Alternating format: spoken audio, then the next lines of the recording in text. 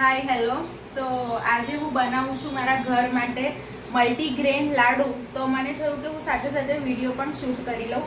તો તમે પેલા ઇન્ગ્રીડિયન્ટ્સ જોઈ લો. જો આ મલ્ટીગ્રેન લાડુનો જો અગર બધા જ લોટ ભેગા કરીને 400 ગ્રામ લોટ થાય ને, તો દળેલી ખાંડ 200 ગ્રામ લેવાની. ખાંડ દળીને મેઝરમેન્ટ કરજો, એ 200 ગ્રામ લેવાની. ઘી જે છે એ તમારે એટલું લેવાનું કે તમારા લાડુનું બાઇન્ડિંગ થાય. અને કોપરું લેવાનું સમજો 100 ગ્રામ જેટલું. કાજુ અને બદામ ચોપ લેવાના કે ખાવામાં આવવા જોઈએ 4 મોટી ચમચી. અને ઇલાયચી પાવડર પણ લેવાનો 2 મોટી ચમચી. તો જો લોટ કેવી રીતે લેવાનો છે કે આ બધા લોટ જે જુદા જુદા છે એ મેં આવી રીતે કાઢ્યા છે. હું તમને કહું છું, આ રેગ્યુલર ઘઉંનો લોટ છે 150 ગ્રામ્સ. પછી ચોખાનો લોટ આટલો લેવાનો, ચણાનો લોટ આટલો લેવાનો, ઘઉંનો જાડો લોટ આટલો લેવાનો, આ જુવારનો લોટ આટલો લીધો, અને આ છે રાગીનો લોટ આટલો. સૌથી વધારે લેવાનો ઘઉંનો રેગ્યુલર લોટ, બરાબર.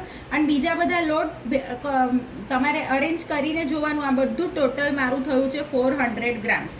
ઓકે, મેં આમાં છે ને દળેલી ખાંડ લીધી છે. તમે આમાં ગોળ પણ લઈ શકો ગ્રેટ કરીને. ગોળનું મેજરમેન્ટ બી આ બધા તમારા લોટ ભેગા કરવાના, એનું અડધું મેજરમેન્ટ ગોળનું હોવું જોઈએ. યાદ રાખજો, સૌથી વધારે રેગ્યુલર ઘઉંના લોટ વધારે અમાઉન્ટમાં લેવાનું. હવે આપણે આ બધા લોટને છે ને ડ્રાય રોસ્ટ કરવાના છે, બરાબર. ડ્રાય રોસ્ટ કરવાના છે અડધો કલાક માટે. હા, તો હું ડ્રાય રોસ્ટ કરી લઉં બધા લોટને, પછી આપણે મળીએ અડધો કલાક પછી. તો જો લો ફ્લેમ ઉપર હું આ બધા જ લોટ, અત્યારે થયા છે 1:15 વાગ્યો છે મારા વોચમાં, તો કરીશ હું 1:45 સુધી બધા લોટ ડ્રાય રોસ્ટ કરી લઈશ લો ફ્લેમ ઉપર. હવે જો ડ્રાય રોસ્ટ કરતી જઉં છું તો સાથે સાથે એક નેચરોપેથી ટીપ આપું છું કે ભૂઈ નીમના પત્તા, એટલે કે કાલમેઘના પત્તા ગુજરાતમાં પણ અવેલેબલ છે. એને કહેવાય ભૂઈ નીમ. આ ઔષધિ એકદમ જ કડવી હોય, પણ ઇટ એલિવેટ્સ, એટલે તમને અગર તાવ આવતો હોય તો એ તાવ તમારો લો ડાઉન કરી દે. પછી તમને રેસ્પિરેટરી ઇન્ફેક્શન હોય તો એમાં ક્યોર કરે. કોઈ ઇન્ફ્લામેશન હોય બોડીમાં તો એ ક્યોર કરે. લીવર ડિટોક્સિફાઈ કરે. અને main most important immunity booster છે કાલમેઘના પત્તા, that is ભૂઈ neem.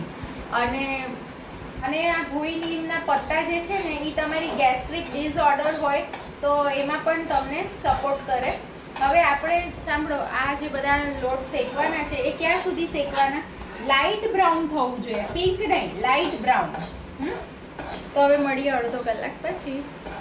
Please do like, share and subscribe my channel.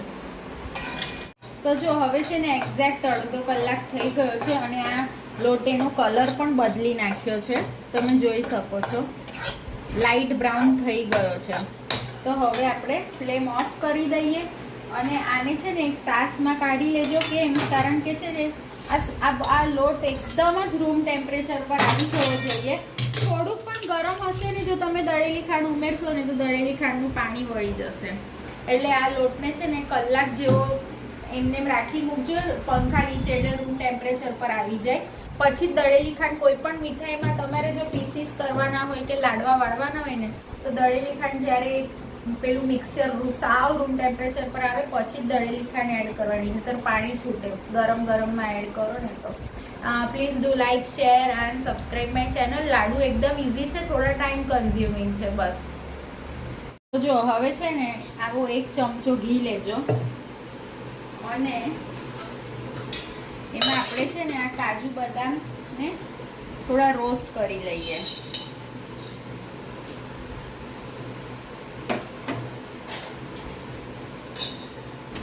થોડા રોસ્ટ કરીએ તો સારું લાગશે.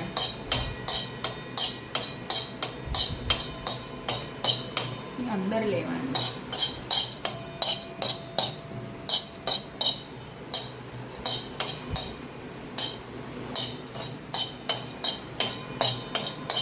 હવે જો આ ફ્લેમ ઓફ કરું છું અને આ જે કોપરું છે ને એ હું ફ્લેમ ઓફ કરીને થોડું શેકી લઉં, એટલે એનો ટેસ્ટ એનહેન્સ થાય.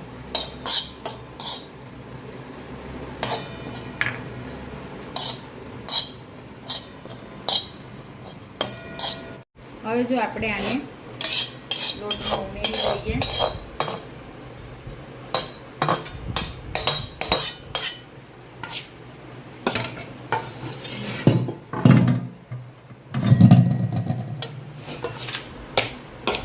હવે આપણે આમાં દળેલી ખાંડ ઉમેરીએ.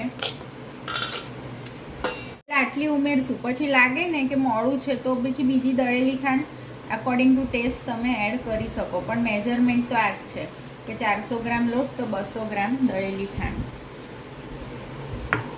હવે નાખશું આપણે ઇલાયચીનો પાવડર. પછી આપણે પેલા બધું મિલાવી લઈએ. પછી જોઈએ ને એમ આપણે આમાં ઘી ઉમેરવાનું. અત્યારે હું 2 ચમચા નાખું છું. પછી છે ને આને મિક્સ કરું અને જોઉં કે મને કેટલું ઘી જોશે હજુ. વાવ, યમ યમ સ્મેલ તો બહુ જ મસ્ત આવે છે. હજી બીજા આવા 5-1 ચમચા જોશે. ઘીને છે ને મેલ્ટ કરી દેજો અગાઉ.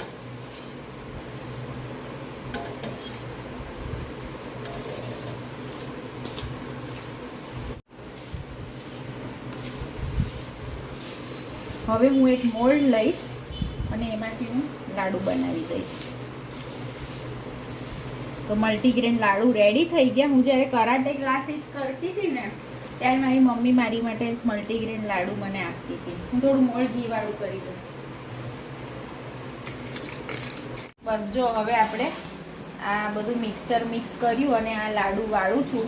લાડુ અને મીઠાઈ હંમેશા સ્મોલ બાઈટ જ હોવી જોઈએ. ત્યારે મોટા મોટા લાડવા કે મોટા મોટા પીસીસ મીઠાઈના કરાય નહીં. મીઠાઈ એટલે હંમેશા સ્મોલ બાઈટ હોય.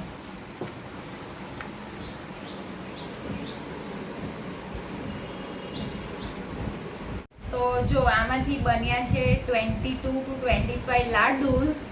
તો આ છે મલ્ટીગ્રેન લાડુ. તો ચલો આવી જાઓ મારા ઘરે લાડુ ખાવા. Okay, please do like, share and subscribe my channel. કાલે મળશું. કાલની રેસીપી બહુ યુનિક છે, મમ્મી બતાડવાની છું નહીં.